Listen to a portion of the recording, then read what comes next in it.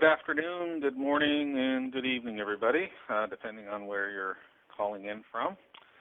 Welcome to today's webinar called Leadership Agility, Why It Matters and How It Changes Our Perspective. My name is Larry Cooper, and I'm the Agility Series channel facilitator.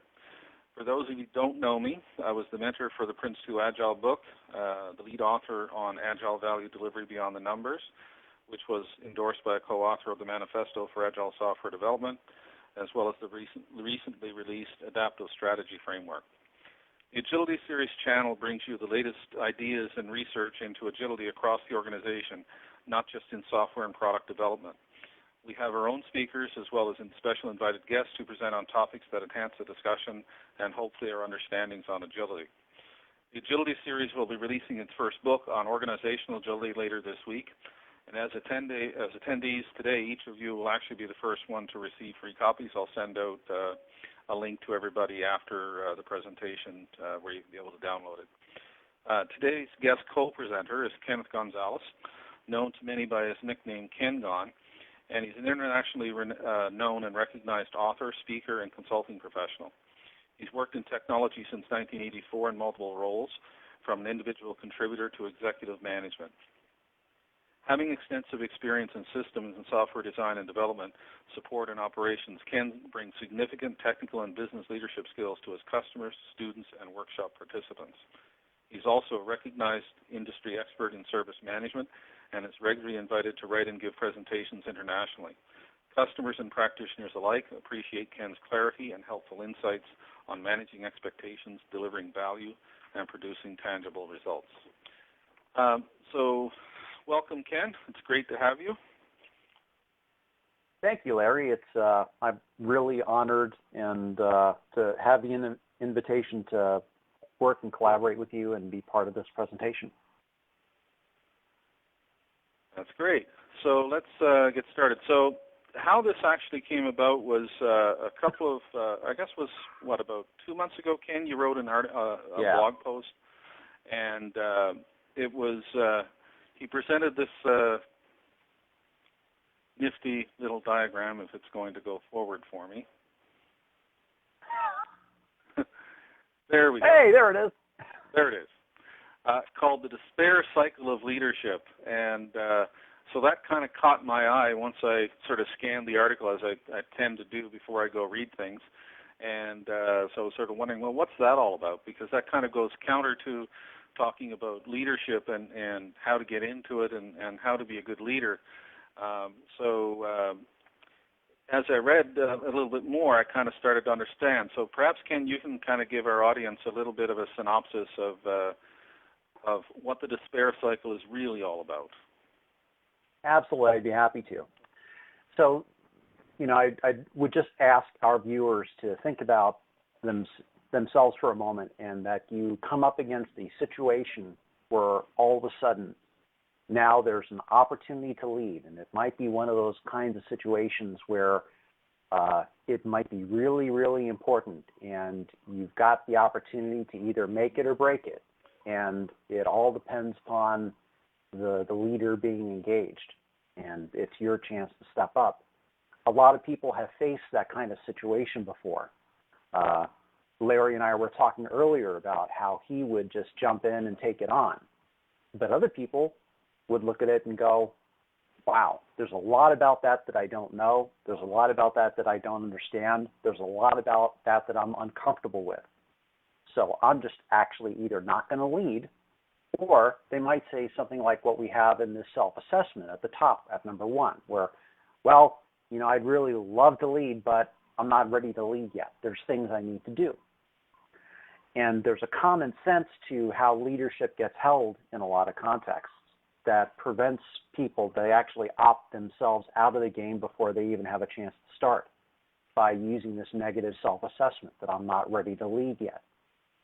And why I call this the despair cycle is because you start out, you're lacking confidence, you don't know whether you can do it because of the enormity of the challenge that you stand in front of. So the next activity you get into is, well, gee, if I think I'm not ready to lead yet, now I'm going to find out what it is that I don't know, that if I knew, I would actually be ready to lead. So you start making a long list of things, some of which may be valid, some of which may not be valid. And that takes time. Next, you start to, well, gee, if I've got this list and I know there are certain things, well, I absolutely have to know these things before I can lead. Then you come up with a plan to how do I come to know what those things are about what I don't know. And you go into training programs, you go into mentoring programs, you do all sorts of other things except actually starting to lead. So now you've got more time invested and you still don't think that you know what you need to know.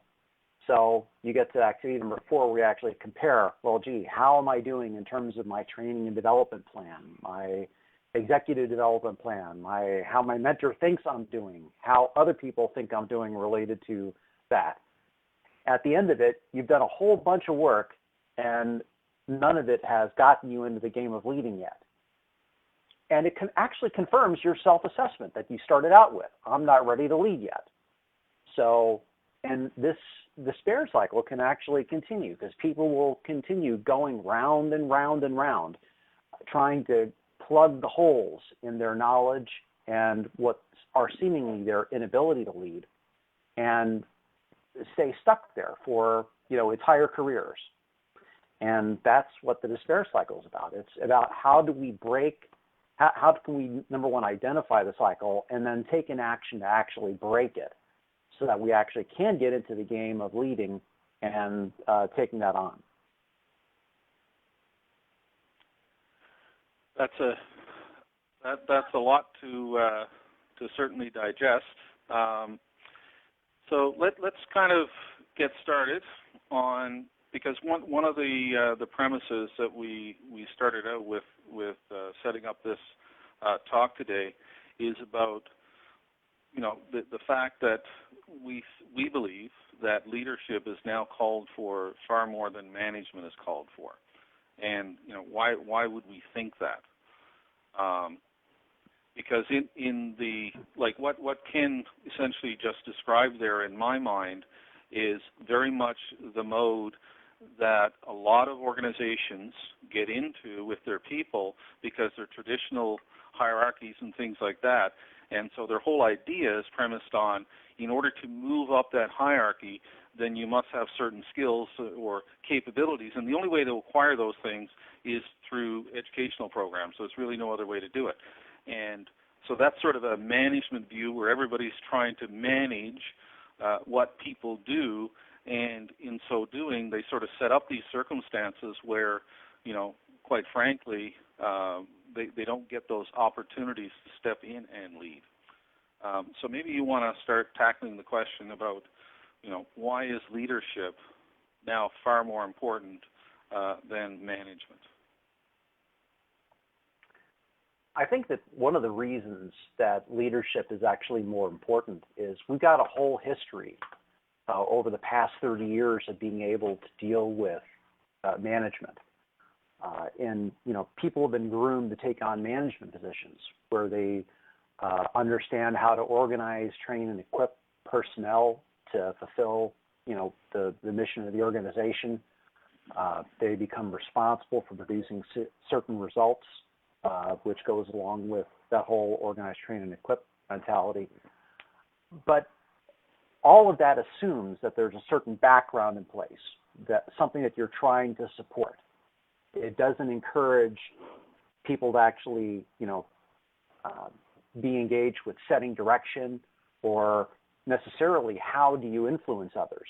And I think that in the name of agile leadership, looking at being able to, how can you not only influence others, but how can you shape the direction? Even if you don't get the opportunity to set it, how can you help shape and influence the direction?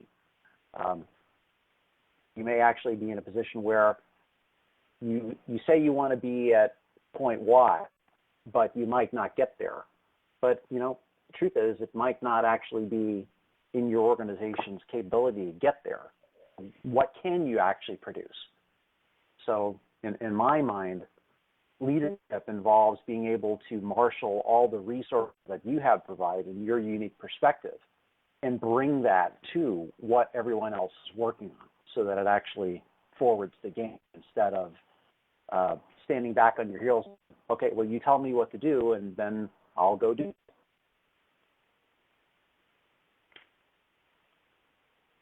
Yeah, that's sort of fits into, because like in Agile, when we're teaching Agile, we're talking about learning by doing and inspecting and adapting, but we still have there's still people who seem to think that leadership in Agile organizations is still something that you can only learn by having them taught it, which sort of goes counterintuitive to everything else that we say and think about Agile.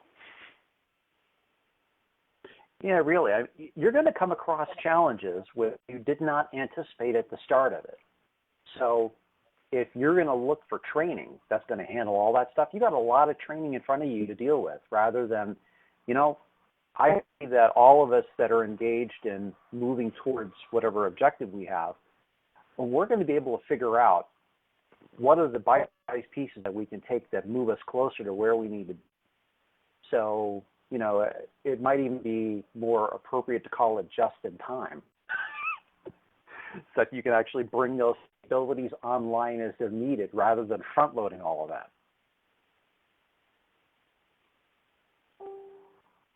Okay, so let's move on to question number 2. How do you recognize when things are changing during strategy execution? So the sort of the premise behind that question is, the whole notion of strategic planning, and when you go to execute strategy, and strategic planning is sort of premised on the notion that you can actually predict the future. And one of the things that I mentioned earlier about the adaptive strategy framework, so one of the things that we talk about in there is that strategy or a strategic goal, really all it is a statement of strategic intent. It's not reality. It's not something that will necessarily actually happen, but it just gives you a North Star to start going towards. And as you go through it, you need to adjust.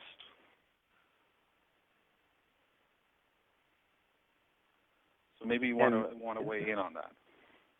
Yeah, it's actually one of the things I love about the framework and the work that's been done, because I think that's really essential to what we expect for people to. When we say leadership, I believe that there's a call to leadership.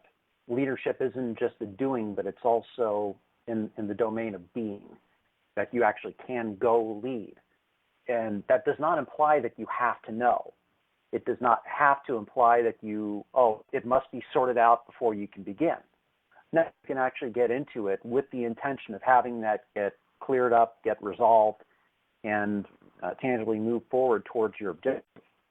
And that is, I think, one of the key differences between the leadership style and the management style. It's not we can toss one or the other out, but we need to be clear about what we're operating from when we are.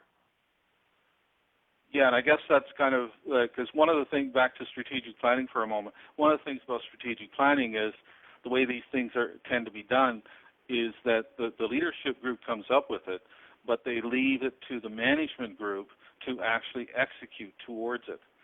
So it's back to that whole thing. So they don't ever consider the possibility that maybe the goal is malformed. Maybe it's the wrong goal. So they never really get into that mode of thinking that during strategy execution, if the circumstances change, then they need to recognize that. They need to respond to that. They need to adapt to those changes. Absolutely. It's one of those things that I have a model that's the 6R model of leadership. And one of the R's is about the realities. And leaders need to continually evaluate what sits in front of them, whether it's dealing with culture, whether it's dealing with what I'll call the sit stat, the situation status. What does the world actually look like right now compared to when you first started off in a direction? Does it continue to take in the assumptions, the expectations that were set when the initial course was communicated to people and then you embarked on your journey? a lot of times things shift, and leaders need to be looking for where those shifts are occurring and continually check back to see, are the assumptions being made in the area, is it still, are what we're working towards, is it still now actually valid? Can we get there from here? Yeah, and that's actually back to the adaptive strategy framework. That's why we kind of talk about the whole notion of strategic iteration. Like when people are doing product development and they're using agile approaches, their ideas, we'll build a little, deliver a little, try it, and then we adapt to what we see. Well, why aren't we doing that with our strategy? Why aren't we iterating our strategy and our strategy execution? Why aren't we refining our strategy as we move through strategy execution? Why are we assuming that our strategic goal can never change? It's a good question. The other thing that goes along with that, Larry, is thinking about the scale of whatever it is that they're working on. Because some people might say, well, at the level of a development team or a combined delivery team, which has development, operations, and support resources in it, they very well might be able to deal with it effectively. But as you grow that, how do you account for the complexity that results by working on something much larger than what a appropriately sized team can deal with, and still not go nuts? Yeah, exactly. Okay, so let's move on to our third question. How would you describe leadership, and how would you define its role?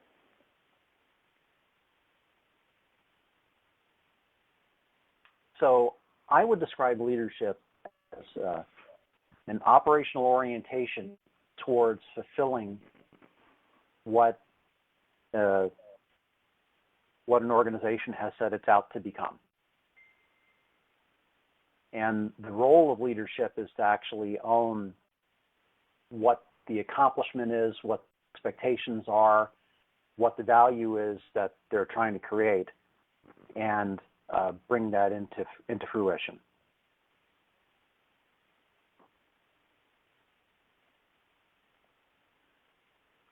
What do you think is at the core of good leadership?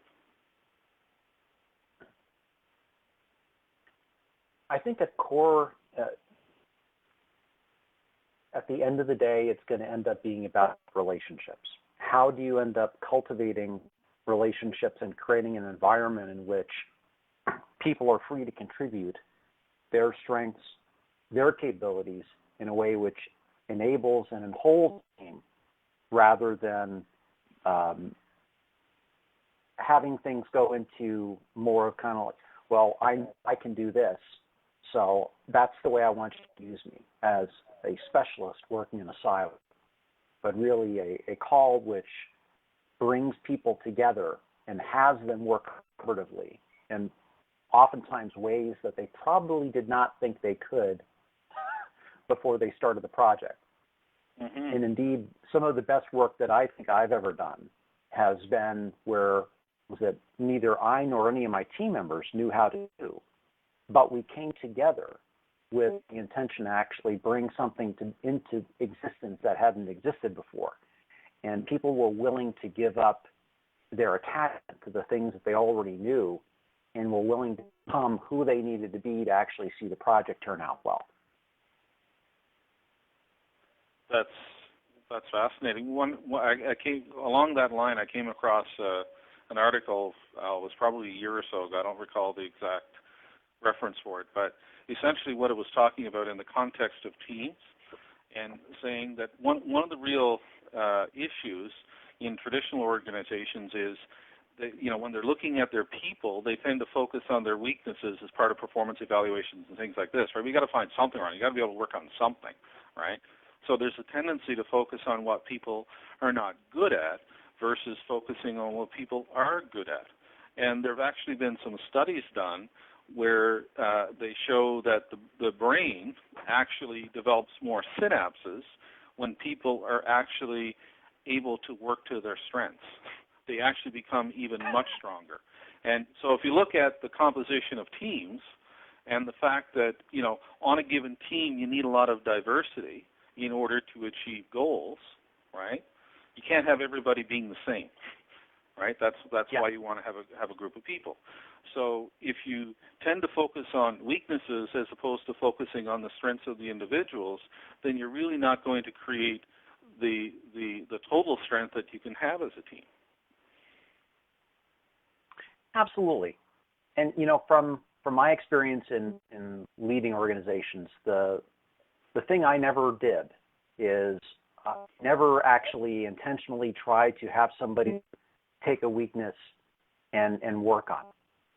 I always wanted to be in a position where I was providing an environment in which somebody could have their strengths be well used and brought forth, but also find areas where they could actually develop new capabilities. And that's from actually working on a weakness, because an area in which they want to develop is something that they're going to their own motivation, their own enthusiasm to actually work on, because it's something that's of interest to them and is of use inside whatever we're working on together. So I think that leaders are constantly looking for where that area is that they go and bring their people along and let them develop, take on the next piece of work that they need to do to their next stage of development. Absolutely. One of the things that I often talk about is the fact that experience can be an encumbrance to learning. And what I mean by that is, we get into this mode of, we've always done it a certain way. And so when you're trying to do new things or go towards new goals, sometimes you kind of have to unshackle yourself from the way you've thought about things. And, you mentioned earlier about a team that you were on, and it was because it was something new, no one had done it before, and everybody kind of had to let go a little bit, right, in order for the whole team to succeed, right?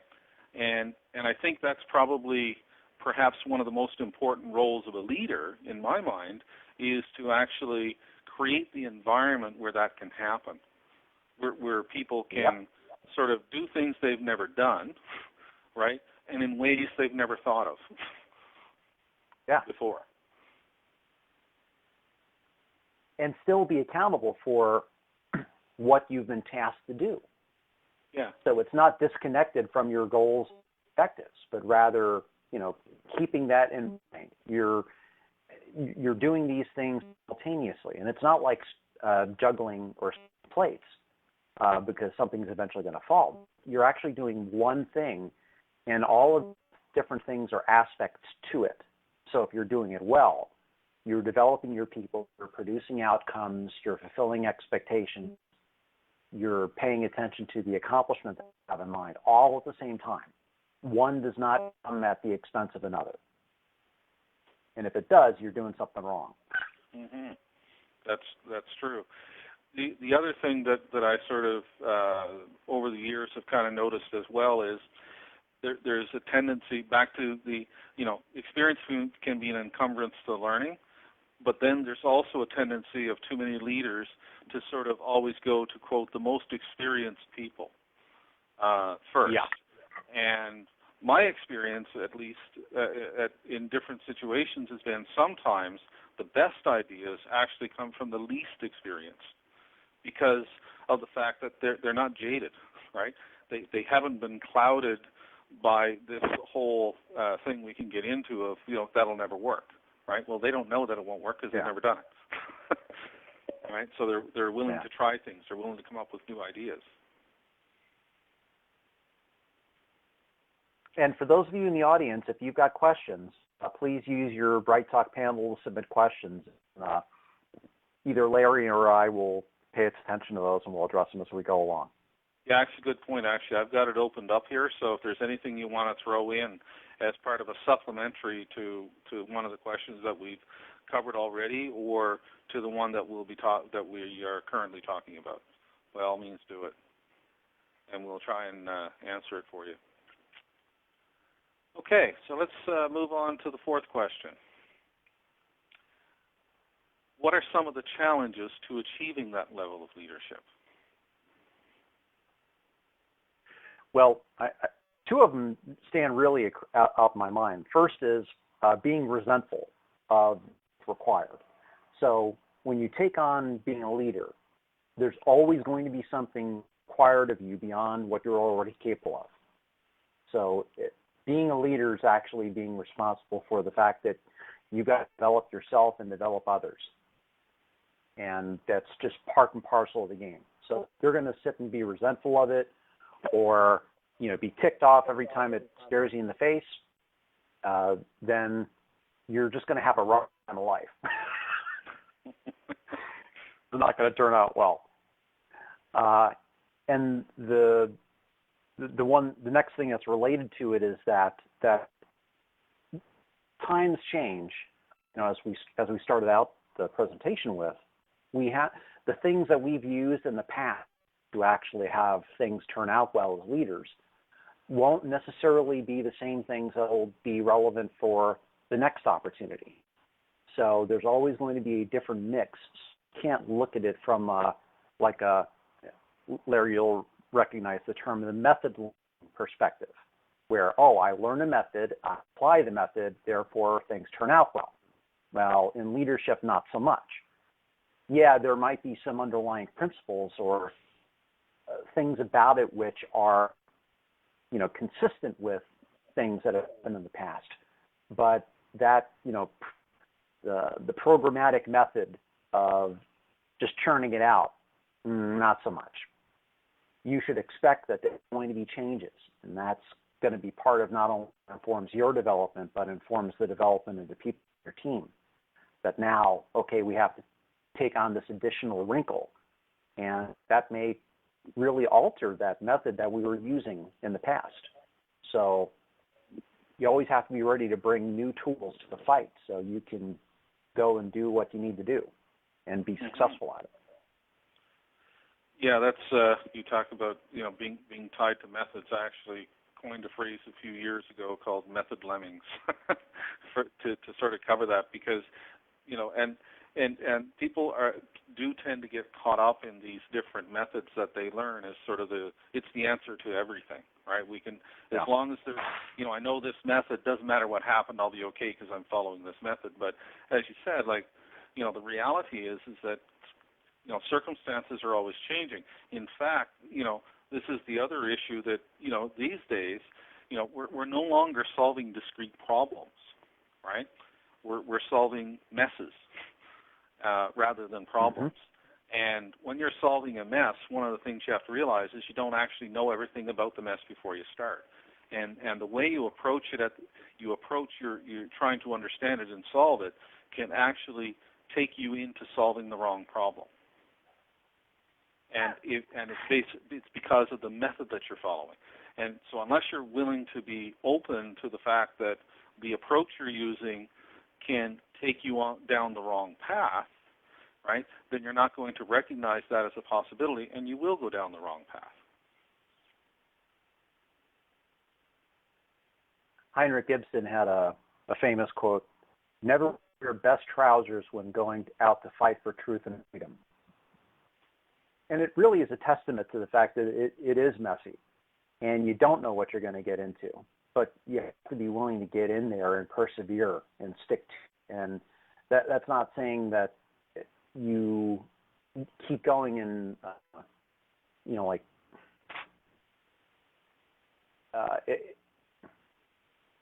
it's an unwinnable battle.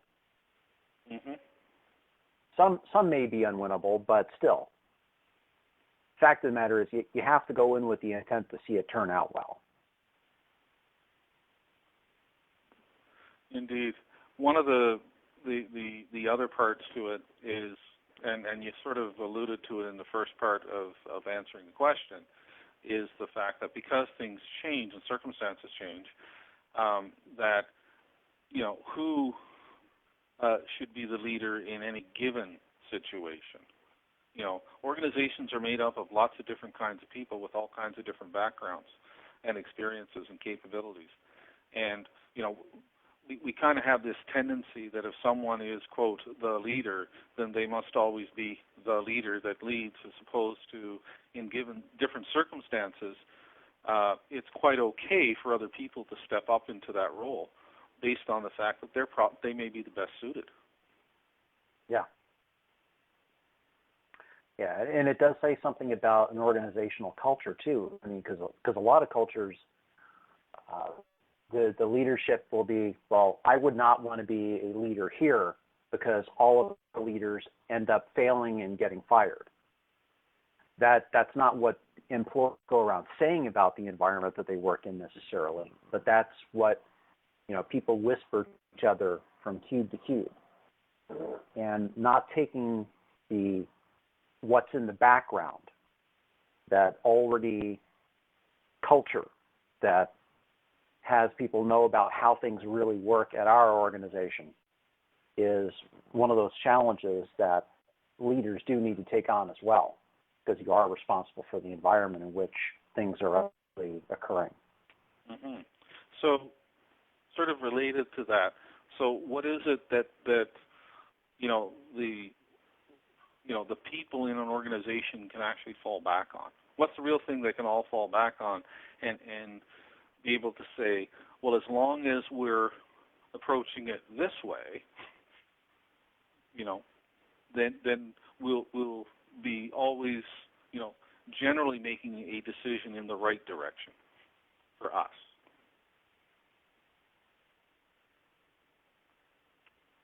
One hopes that actually is the case. Yeah, true. But what I was sort of alluding to is the book that I referred to earlier, our first one that we'll be releasing in the next few days on organizational agility. So one of the things we talk about is the fact that it's the values and principles of the organization that the organization has and that the leaders live by. And that's what sort of sets everybody up to have that same shared understanding of, what is generally the right thing to do in this organization, regardless of what's going on or what decision I'm asked to make or need to make in a given situation, right? Yeah. And if you have that premise, that's kind of how you can overcome, people really not knowing what to do, and how you can overcome, part of that challenge of, an organization where, that has that reputation of, if leaders don't succeed, the leaders are fired, if they don't succeed in a given situation, right? Versus, it's, what do they all have to fall back on so that as a group, they can feel comfortable that in most every situation they'll be able to do the right thing. Yeah, and you make a very important point about that, Larry, because I think that the context that gets created and what people actually buy into, as opposed to buying into a person who's a leader. Yeah. But what it is, and this is what I found for myself in leading the teams I was talking about, the difference was I didn't care if people were bought into me as a leader. What I was concerned about was, were they bought to what we were all working towards? That was the piece that I bought into, and I wanted people on my team that were actually bought into the same thing.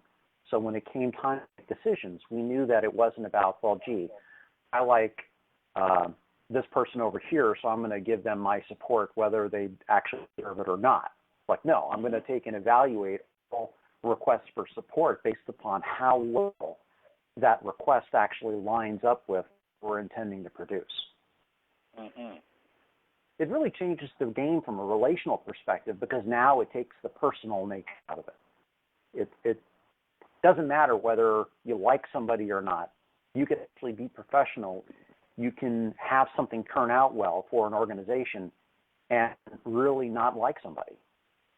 But and actually the opposite to that is the cult of the leader, right? Yeah. Where and you hear about all sorts of organizations where that are doing extremely well because they have a charismatic leader, and then everybody's talking about, well, what's going to happen when they leave? Yeah. Right. What happens to, will that organization be as successful when they leave? Right. Yeah. And So that's a real challenge for leadership, right? Is to not cultivate the cult of the leader, but to cultivate the organization and its people. Yeah. And to the extent that our existing leadership training models have us emphasized, so studying great leaders in the past is a worthwhile thing to do. Be able to look to see what did they do, how did they overcome adversity and get things done. But at the same time, to think that I'm going to be George Patton, and by emulating the thing and doing the things that George Patton did, does not mean that I'm going to become a good leader. It more than likely will mean that I'm going to be a bad George Patton. Well, actually, you're going to be a bad you. Yeah, really, at right? the end of the day. Yeah, that's true. That's really what it is, right? Is like you can only be yourself, and that's kind of what you have to rely on. Right? Yeah. Okay. So let's go along to the next one. So what does leadership agility look like? I think we've been dancing on this one for a couple of slides now. But I think leadership agility is more along the lines of getting clear about what the requirements are, being able to understand the expectations being set, what the accomplishment is that we're focused on, the situation, the organizational context, and getting everything lined up so that what's actually getting worked on is being appropriately addressed in the course of unfolding the project or initiative we happen to be engaged in. And wherever we see that people are disconnecting or not being part of whatever that larger conversation is, we bring them back to it. So it's about motivating and more about connecting. Mm-hmm. Yeah, and I think it's also about as leaders recognizing the circumstances where others are actually stepping into leadership and facilitating them. Yeah. Right? It's not just about the goal at hand. It's also being able to recognize when people within the group are starting to exhibit a thing that they feel strongly about, that they want to get more involved in, and allowing that to happen so that they also can learn to be leaders. Yeah. So we have a question from the audience. Yeah. In the face of VUCA and the solving message solutions that comes with it, what would be the rational or relational soft skill behaviors that would be a key elements of leadership agility? So for everybody who doesn't know what VUCA is, it's volatility, uncertainty, complexity, and ambiguity. And it's to sort of capture the idea that, there's so many things going on around us that we can't actually control it. So we can't really manage change. All we can really do is try to manage at the pace of change. And I think one of the key things that go to addressing, especially the VUCA portion, is what I was just saying there about that there's a level of communication required that isn't just about hearing and listening, or I should say speaking and talking, or just talking and listening, where it's about the words that come out of your mouth and that people can hear sounds and like that. There's that you are doing it, but everybody has had an experience, or at least everybody I've ever talked to has had the experience of being able to, you meet somebody and somebody asks you, hey, what do you think of this person? And you have the experience of, I don't trust them. Now, it might be that they're a trustworthy person and you just haven't gotten the sufficient relational background. That's point one, where you can actually develop a relational background sufficient to whatever accomplishment that you're working on that now is beginning to address whatever the VUCA stuff is actually sitting in the background, which is causing some sort of a disconnection between the parties that are going to work on the project. But it could also be that there's something actually being communicated in the background you can't hear, but communication goes beyond language. There's communication occurring all the time.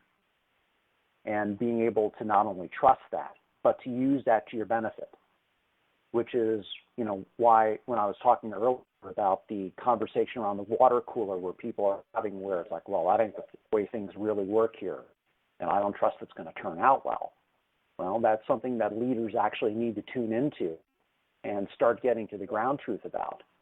People just repeating the slogans back to you because that's what you're asked for and they don't want to lose their job?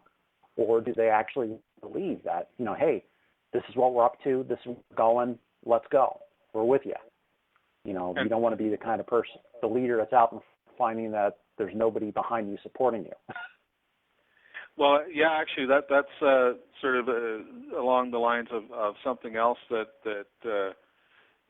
for me I've always sort of wondered about in a lot of organizations, right? And going back to strategy, so the idea that leaders develop strategic plans and management executes. So it's like, well, what could be more important to a leader than actually executing on their strategy? So why do they feel it's okay to disengage, right?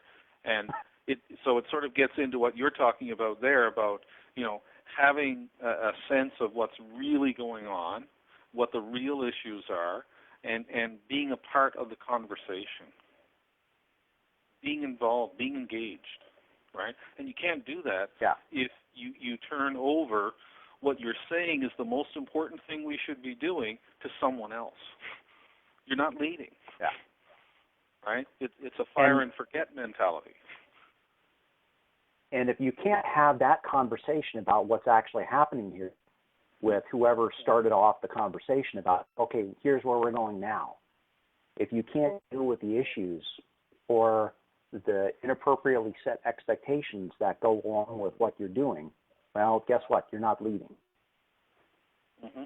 As uncomfortable as it might be, if you've been charged with taking leadership of something, go, and you find that there's something that now, just right smack dab in the middle of it that's going to prevent you from getting, and you can't have that, you're not free to have that conversation. You're not free to lead. You got to take that one on. Mm-hmm.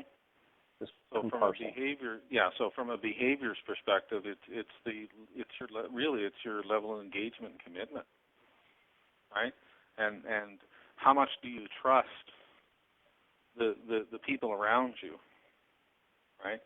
And how much do they trust you, and how do they develop that trust with you? To know that, if you say that this is what we're going to do, that they actually believe that you mean it, that you're going to see it through. You're to make sure either that it does happen works in three different directions. Yeah, or what does happen is because we arrived at the same place together because that was also the right thing to do. Back to the issue of, you can't predict the future, right? Yeah, you have to, react to what you find along the way. But it's the level of engagement. So the real behavior to me is how, engaged you're willing to be, how transparent you're willing to be, and how trusting you're willing to be. Yeah. Trust is an interesting thing because a lot of people have a conversation about trust that's very binary. Either you're trusting or you're not. Yes. And that's a very immature view of trust because, and I will assert here that trust has two elements to it. The first is actually given. So you are trusting as part of, what, you need to start somewhere. So there is a level of trust that has to be granted. And then there's also a level of trust that can be earned.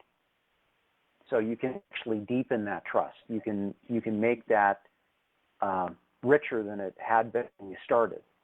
And to the extent you're successful in doing that, you can actually take on larger, more complicated, more uncertain things and have them expect that they'll turn out well. Why? Because you're developing a new foundation in which you work with other people. Mm-hmm. That's what the trust is. Yeah, one of the things that we were talking about earlier, a company I mentioned, W.L. Gore and Associates. And so when you talk about trust, right? So in that organization, people don't get assigned to managers; they choose who to follow. And so the first thing that you talk about trust, right? So they're trusting their, the people, their associates, to make the right choices about who to go follow. But they're also trusting, the people who those people are following to be doing the right things, right? Yeah. And kind of how they did that is they have it's like 4 or 5 kind of base principles that they rely on.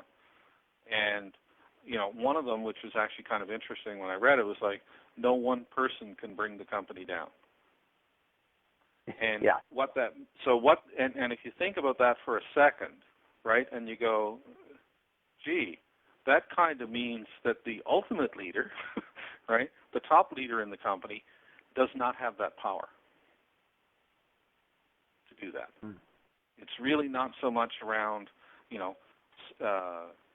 necessarily all the layers. I think it says a lot about what their expectation is starting at the top, right?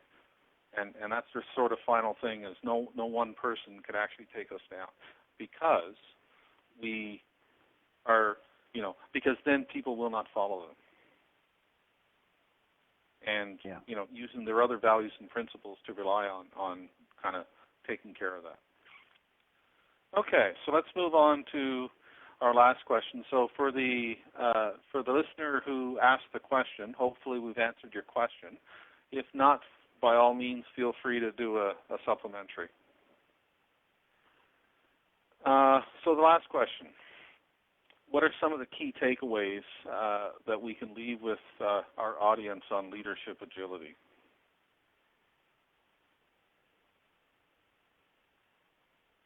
Well, the first takeaway, I think, is that it was the fundamental premise of the blog and where we started off is that leadership is developed. What it takes to actually lead is developed by actually leading. So if leading is a direction of interest for you, then I would recommend finding an opportunity to lead, no matter how grand or small you might think it is. But use that as the opportunity to be in the game of developing yourself as a leader and taking that ground, because the more you engage in it, the more capable you will be. And scale really does not matter. It doesn't matter whether you think it's big or small. The muscle you develop through actually practicing leading is developable all the time and can be leveraged in a lot of different areas.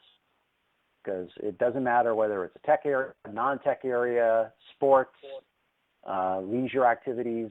If there's an opportunity to lead, take it. It's a good place to start. Yeah, just the point you mentioned early in the conversation about what we were talking about beforehand, and from my own personal experience, a lot early in my career, my tendency was, when there was a situation that no one else wanted to tackle, that's the one I went after. And it was all because, hey, I haven't done that. Let's try it. And what's the worst thing can happen?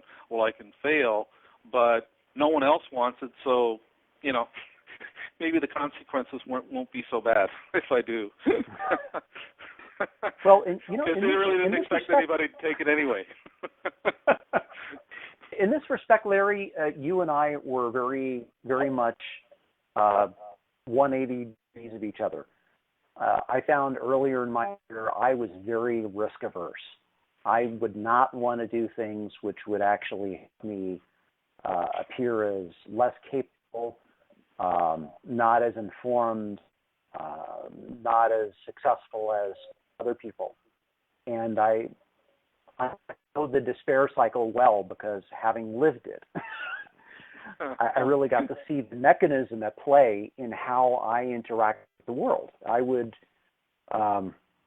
just avoid putting myself in situations where I felt uncomfortable, or I didn't think I knew what I needed to know. I didn't have the skills. I didn't have the abilities. And being at this point in my career, the thing I can now look back and see is that it was all about my sense of self and an evaluation of self which was really overly critical. And I think that from a personal perspective, a lot of us tend to be overly critical of ourselves and what we're capable of. And by being able to turn off that criticism, revolving tape which keeps going in the background, if we can silence that for just long enough to get engaged and come in and say, okay, great, what needs to happen? Who do I need to become to have this turn out well? Yeah. That can make all the difference in the world for somebody from somebody who never considered that they could lead to actually leading and leading successfully. Absolutely. We all deserve that. Yeah, that kind of leads to a sort of another one that we've been kind of dancing around throughout the whole conversation, which is, leadership agility is not just a personal trait; it's an organizational one. So, in my case, I was a bit sort of, I guess, less risk averse, in spite of whatever was going on around me. But really, if you want to have exhibit true leadership agility as an it has to be an organizational trait. It has to be, you have to create the circumstances for, not just people like me, what I was like early in my career, but also people like you, that they'll feel the safety to step up, into those roles. Yeah. Well, and while you're on the topic of safety, I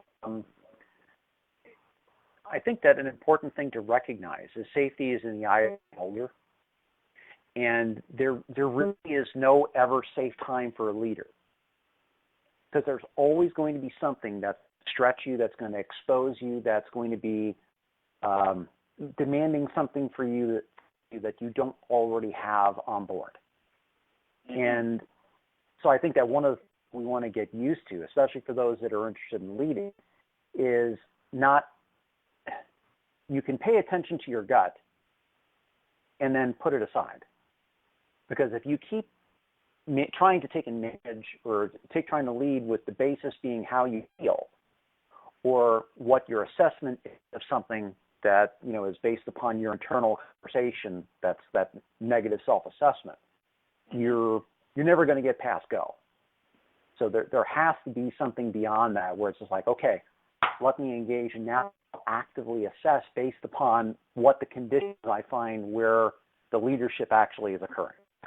Mm-hmm. That's a much better place to take and evaluate from than that whole internal states conversation and hoping that turns out well, where the next time I lead, I'm going to feel better about it. Yeah. Not a good place to start. That's true. That's very true. And I guess, so that kind of is a bit of another segue into another one, which is, and we've kind of talked about this as well, which is the fact that, no two sets of circumstances are going to be alike. So even though, you may have, not quite succeeded or not succeeded, or even if you did extremely well in the current circumstance, there's no guarantee that you'll enjoy the same success on the next one, right? And right. So that's sort of what that gets into, which is kind of what we've been sort of alluding to, is the fact that it really is premised in having adaptive behaviors, as an individual, right? And encouraging that as an organization that current success is no guarantee of future success, just like, current failure is no guarantee of a future failure, right? And part of that is like in the middle of when things are happening is of being able to listen and observe to what's actually happening versus what you expected. So having that fixed view of the future is to try and get yourself away from that. And to start recognizing what's actually occurring in real time and adapting to it. I think one of the other things that goes along with that, Larry, is if we use as our key Nobody ever starts a project intending for it to fail. We start out with good intent. We want to see the things that we're taking on be successful because there's a reason why they're attractive, why we want those outcomes, why we want that value created. But if we don't, and this is not to take and rationalize a failure, but I mean, you can literally go and take inventory and see what happened. What came of what we started to go to work on? Even in a failure, there's still a lot of potential value to be had. And that value may only be setting yourself up for the next time that you can team.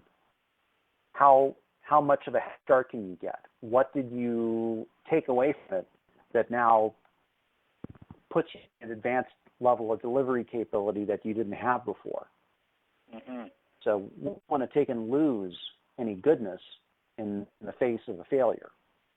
Yeah, let's acknowledge the failure, but let's also appreciate what got built in the interim.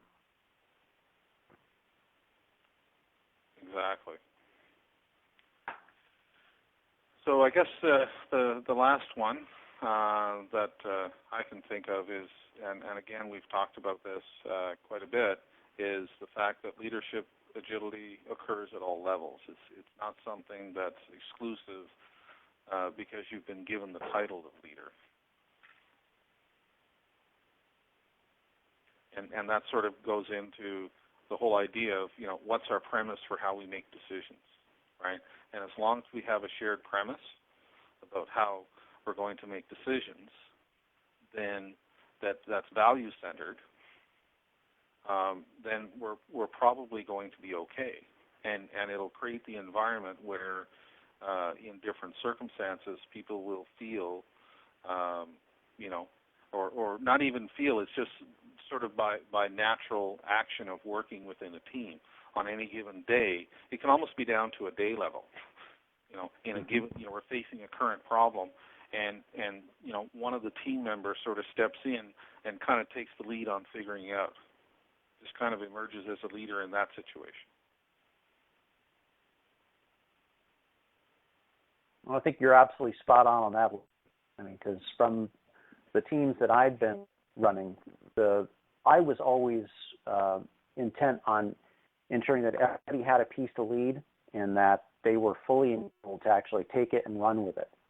And I think one of the characteristics of a good leader is that they create the conditions for new leaders to sprout up around them. And that can be as simple as technical leadership. It could be project level leadership. It could be coordinating and communicating with others.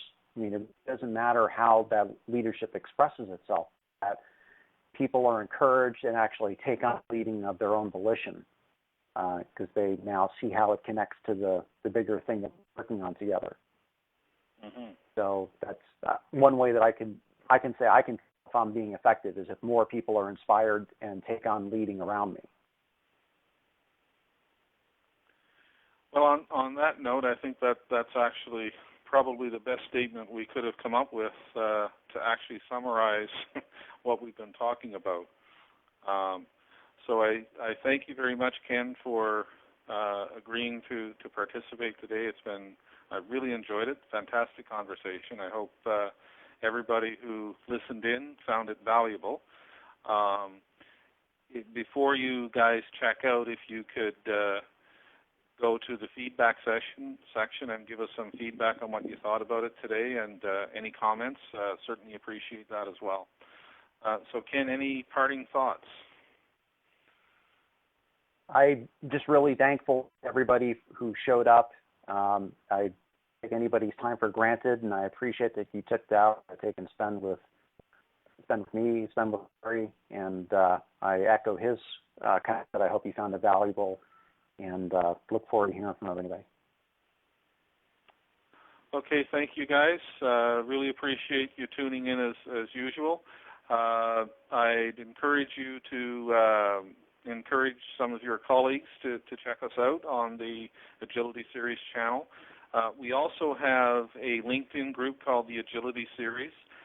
If you're interested, you can send me an email. Just let me pull that up here. So you can send me an email at larry.cooper@bssnexus.com. You can connect with me on LinkedIn or on Twitter at CooperLK99. And I'll be sending an email to everybody as well anyways with the link to the Org Agility book that'll be coming out in the next few days. And as I said, check us out on the LinkedIn group. One of the things about that actually is we're about to start the next book, which is on leadership agility, and how we do it is by creating a series of questions that we ask of participants to weigh in on. Based on the responses we get, we then come up with what we think are a representative set of key phrases for each question, and we get people to rank those as well. We're trying to encourage as many people as we can to participate with us in this. There's 9 types of agility, and when you go check out the LinkedIn group, you'll see where all that's explained. So thank you again. Hope to engage you more in our little adventure, and hope to have some of you online with us again. Thank you very much. Have a great day. Have a great day.